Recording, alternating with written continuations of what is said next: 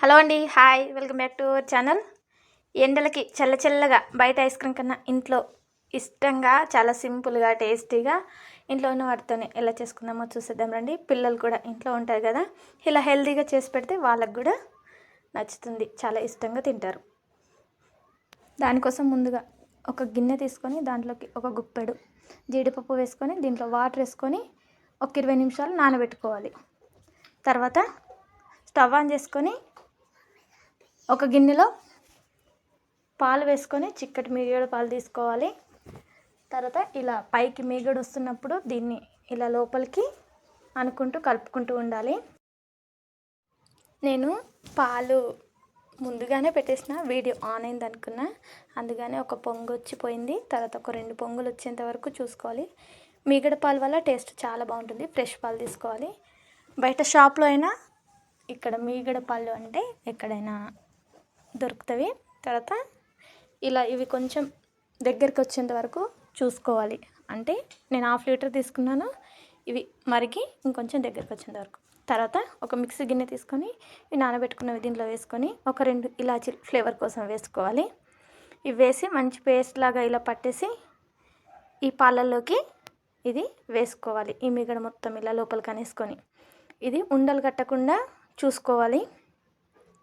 ఉండలు కడుతుంది, వెంబర్ని మీడియం ఫ్లేమ్లో పెట్టుకొని ఇలా స్లోగా కలుపుకోవాలి.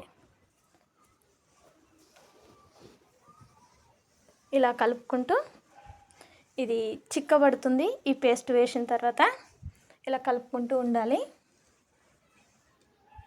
మీడియం ఫ్లేమ్లో ఒక 2 లేదా 3 పొంగులు వచ్చేంత వరకు చూసుకోవాలి. అవి కొంచెం ఎక్కువగా వేసుకుంటే జీడిపప్పు ఇట్లా ఇంకెక్కువ పేస్ట్ లాగా బాగా అవుతుంది. ఇది బాగా చిక్కపడాలి.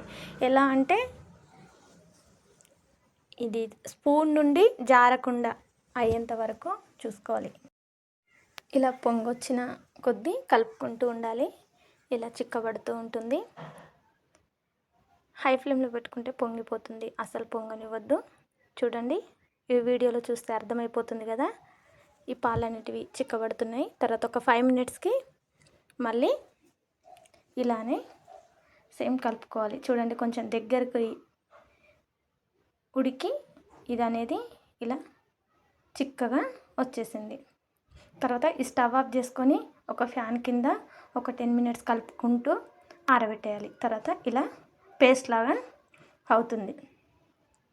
తర్వాత ఇది మొత్తం చల్లారిన తర్వాత ఇది పక్కన పెట్టేసుకొని తర్వాత ఒక మిక్సీ గిన్నె తీసుకొని దీంట్లోకి ఒక కప్పు బెల్లం పొడి అనేది వేసుకోవాలి. నాకు ఇక్కడ ఈ బెల్లం అనేది కొంచెం కలర్ ఉంది కదా, దానివల్ల ఇది కొంచెం కలర్ అనేది చేంజ్ అయింది ఐస్ క్రీము.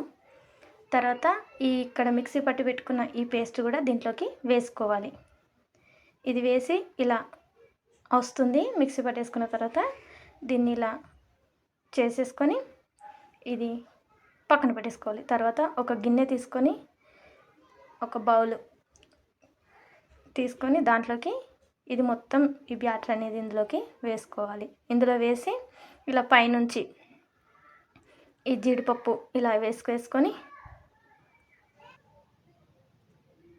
ఇది దీనిపైనుంచి పైన ఐస్ కాకుండా ఒక పేపర్, సిల్వర్ పేపరు లేదంటే నార్మల్ ఒక కవర్ అయినా ఇలా పైనుంచి ప్యాక్ చేసి డీప్ ఫ్రిడ్జ్లో పెట్టుకోవాలి.